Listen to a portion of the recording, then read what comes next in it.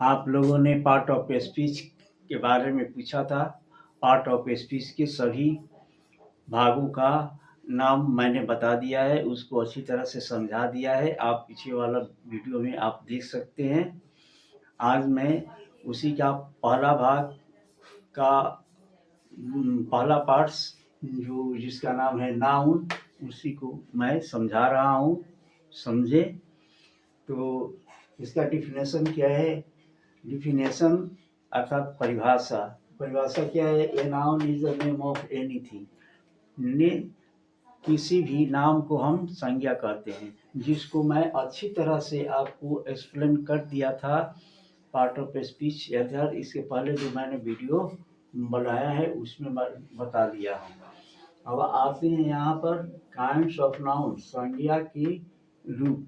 अर्थात संज्ञा को हम 5 भागों में बांट करके अध्ययन करते हैं। पहला होता है प्रॉपर नाउन। प्रॉपर नाउन का मतलब होता है व्यक्तिवाचक। व्यक्ति का मतलब होता है खास चीज। ठीक है, कहने का मतलब यहाँ पर कि किसी व्यक्ति, स्थान, जानवर या वस्तु के खास नाम को हम प्रॉपर नाउन कहते हैं। प्रॉपर नाउन का मतलब होता है वन सोल। जैसे राम, पटना, काऊ। राम नाम है, पटना भी नाम है, काऊ भी नाम है, यानी सब नाम है। मगर कहीं कहीं यही नाउन जो होता है कॉमन बन जाता है, और कहीं कहीं यह नाउन प्रॉपर नाउन रहता है। जैसे Ram is a good boy, तो राम अच्छा लड़का है। तो राम यहाँ पर नाउन का काम कर रहा है। बॉय भी यहाँ पर क्या कर रहा है? नाउन है। बॉय भी नाउन है। मगर अब यहाँ पर यह बताया गया है कि राम ही है जो क्या है? अच्छा लड़का है। एक खास व्यक्ति को बताया गया है। लेकिन यह कहा जाता कि लड़का है, तो लड़का है तो मतलब क्या हो गया? मतलब किसी लड़के तो बहुत है, तो लड़के किसका है? कोई उसमें खास नहीं है। अर्थात एक ही व्यक्ति के बारे में नहीं बताया गया है, पूरे बारे में बताया गया है। इसलिए यह बॉय जो हुआ कॉमन नाउन में चला जाता है। तो यहाँ पर क्या हो गया? प्रॉपर नाउन खास व्यक्ति, खास वस्तु के बारे में यदि बताया जाता है तब उसको कहते हैं प्रॉपर नाउन। अब यहाँ पर कॉमन नाउन के बारे में जानकारी पढ़ते हैं, जिसको कहते हैं जातिवाचक। तो जातिवाचक मतलब क्या होगा? जाति का मतलब हुआ पूरा एक समूह का बोध हो जाता है जाति से। मतलब आदमी, तो कौन सा आदमी भाई? राम, श्याम, मोहन, सीता, गीता, कौन? कुछ पता नहीं है।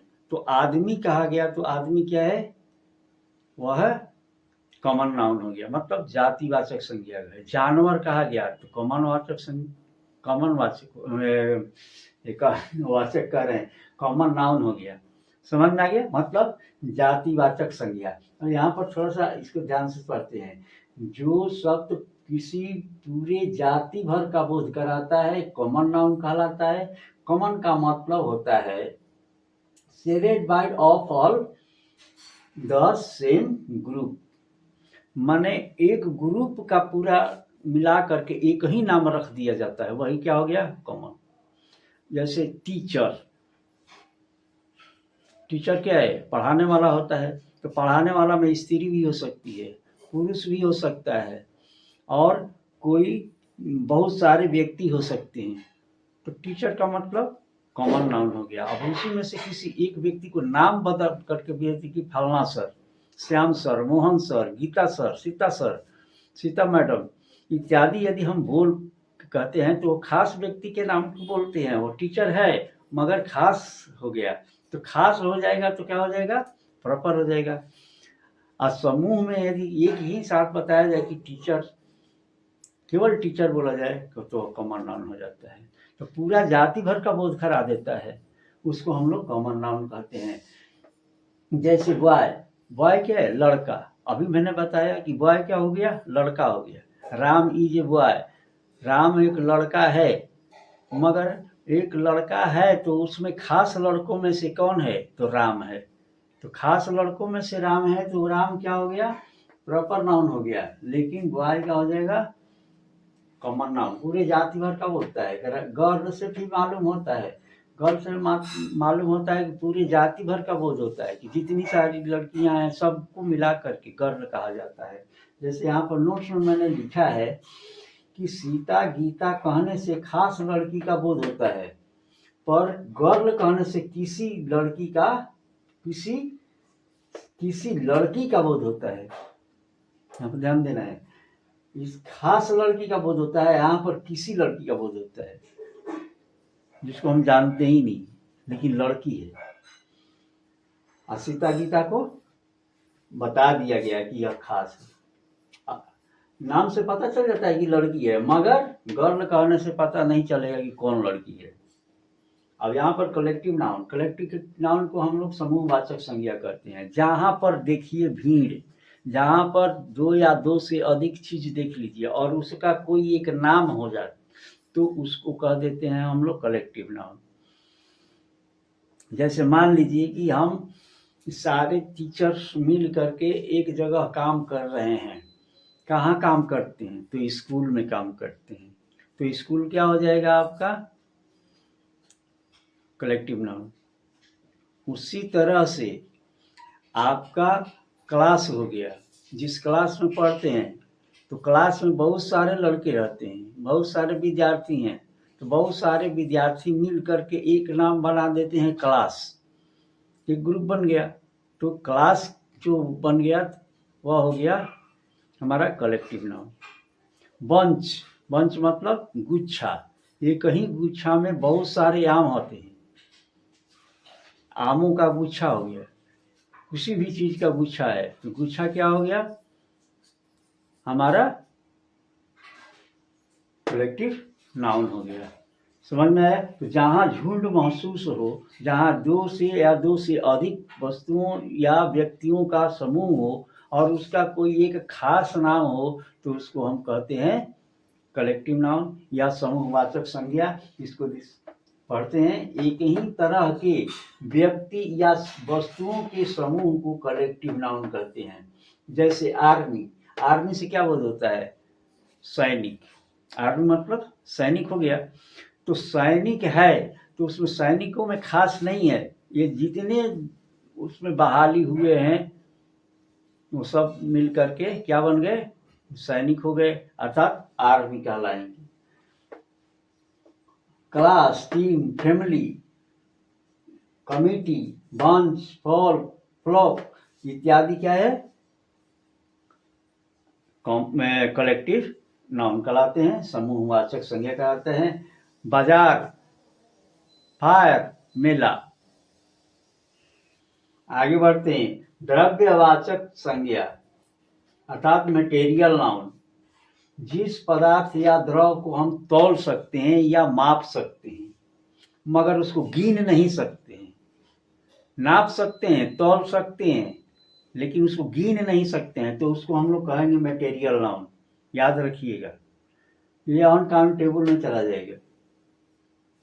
तो इसको नाप सकते हैं, तौल सकते हैं मगर गिन नहीं सकते हैं, तो वैसे चीजों को हम कहते हैं मटेरियल नाउन। और साथ साथ एक चीज और भी ध्यान में रखना है कि उससे कोई नया चीज बनाया जा सकता है। उससे कोई एक नया चीज बनाया जा सकता है तब हम उसको कहेंगे मटेरियल नाउन। जैसे मान लीजिए कि आपके पास लकड़ी है तो लकड़ी क्या है? Material noun. उसको नाप सकते हैं, तौल सकते हैं, मगर उससे कोई सामान भी बना सकते हैं। दरवाजा बना सकते हैं, कुर्सी बना सकते हैं, बेंच बना सकते हैं, छड़ी बना सकते हैं इत्यादि। तो उसको क्या कहेंगे? Material noun. वुड हो गया मटेरियल नाउन। लेकिन उससे बनी हुई वस्तु जैसे कुर्सी हो गया, टेबल हो गया, बेंच हो गया इत्यादि क्या हो जाएंगे? वे हो जाएंगे कॉमन नाउन। समझ में आया? तौल दें, नाप दें, गिन नहीं सके मगर उससे कोई चीज बना सके तो वह क्या हो गया? Material noun.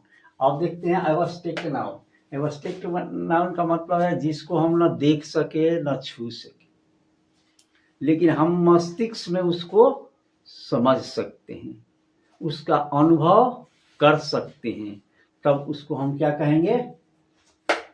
एब्स्ट्रैक्ट नाउन कहेंगे। जैसे बचपन, मेरा बचपन, माई चाइल्डहुड, तो मेरा बचपन हो गया। बचपन क्या है?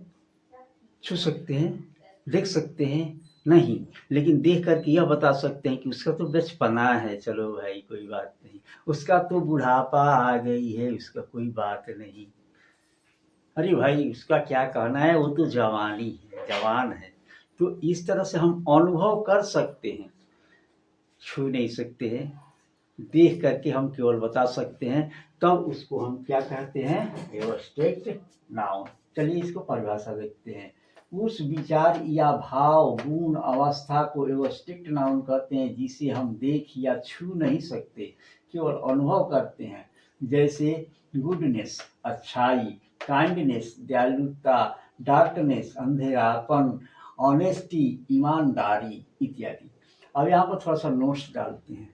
तो नोट्स में क्या हमने बताया है कि जो हम लोग पढ़ते हैं, अध्ययन करते हैं, साइंस पढ़ते हैं, आर्ट्स पढ़ते हैं, कॉमर्स पढ़ते हैं, कॉमर्स में तरह तरह के भी किताब होते हैं, साइंस में भी तरह तरह के पार्ट्स की किताब होते हैं, तो उन सब का नाम अलग अलग होता है। जैसे फिजिक्स हुआ, केमिस्ट्री हुआ, हिस्ट्री हुआ, ग्रामर हुआ इत्यादि जो चीज़ें पढ़ते हैं, उसका अध्ययन करते हैं, वो सारी चीज़ों को भी हम एब्स्ट्रैक्ट नाउन में रखते हैं।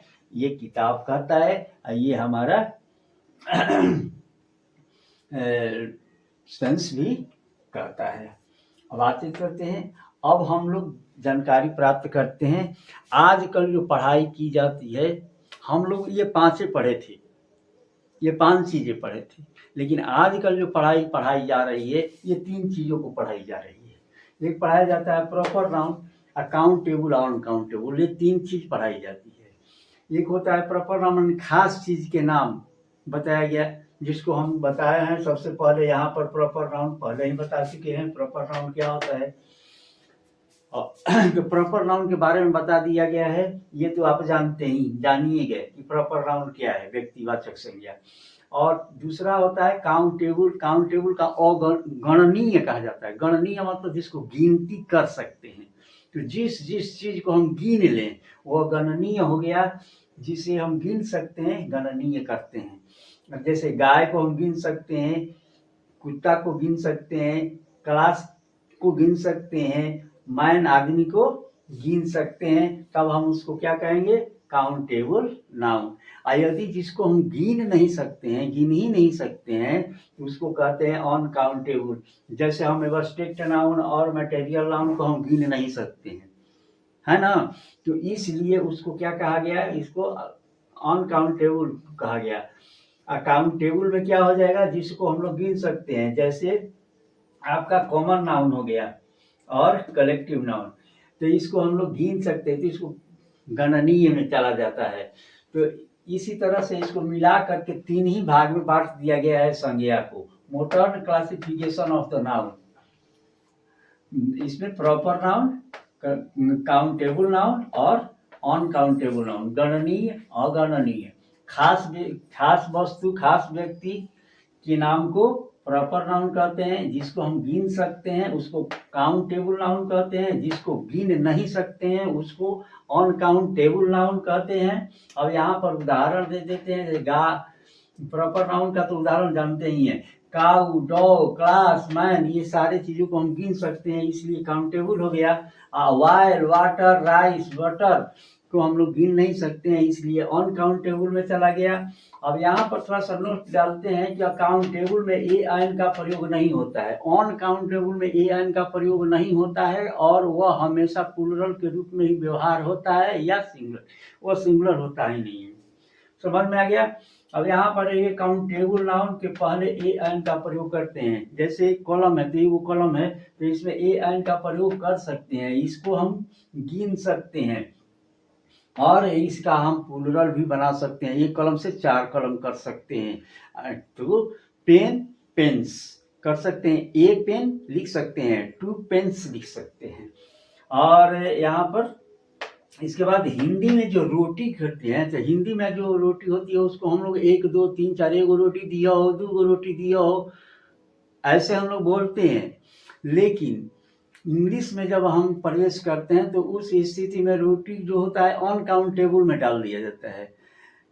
तो एक रोटी यदि आपको लेना है, एक ही रोटी खाना है, तो बोलना पड़ेगा a piece of the roti, ये bread, a piece of the bread, मतलब एक रोटी का टुकड़ा दीजिए, है ना।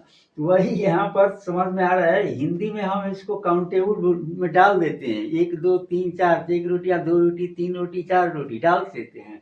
लेकिन जब इंग्लिश में भाषा में पढ़ते हैं तो 1 रोटी, 2 रोटी, 4 रोटी नहीं बोलेंगे, पीस ऑफ द ब्रेड बोलेंगे। जैसे 4 रोटियां आपको खानी है और 4 रोटियां लेनी है, कोई बोल रहा है कि रोटी लीजिए, तो आप क्या बोलेंगे? 4 रोटी आपको खानी होगी तो कितनी रोटियां बोलेंगे, कैसे बोलेंगे? 4 pieces of the bread, please give me 4 pieces of the bread। इस तरह से हम लोग को बोलना पड़ेगा, तब तो जाकर आपको 4 रोटी मिलेगा। है, हिंदी का अलग रूप होता है, इंग्लिश का अलग रूप होता है। तो यहाँ पर नोट्स मैंने बता दिया कि आप समझ सकें। ठीक है, तो आशा करते हैं कि आपको ये नाउन्स के सारे भेद को अच्छी तरह से समझ गए। तो आज का पढ़ाई इतना ही। Thank you.